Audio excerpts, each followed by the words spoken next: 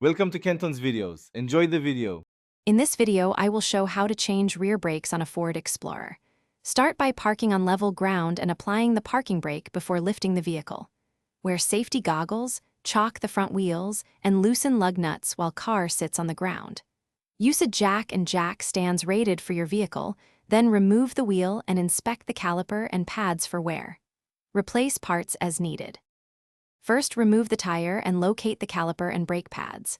Compress the caliper piston using a C-clamp or brake tool to make room for new pads. Carefully unbolt the caliper slide pins, support the caliper to avoid strain on the brake hose, and remove old pads and hardware.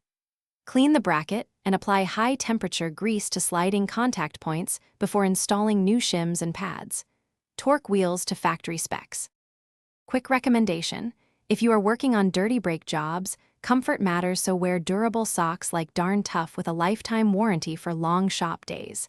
If you are finding this video helpful, please subscribe and like, it really helps the channel. Check the description for the link and other deals on gear and tools. Also consider slip-resistant shop shoes to stay safe. Thanks for the support. Now let's get back to the video. If rotors are scored or below thickness, replace them rather than resurfacing. Remove rotor by sliding it off. Use penetrating oil or gentle taps to free a stuck rotor. Install new rotors, align and torque lug nuts to proper specification before lowering vehicle.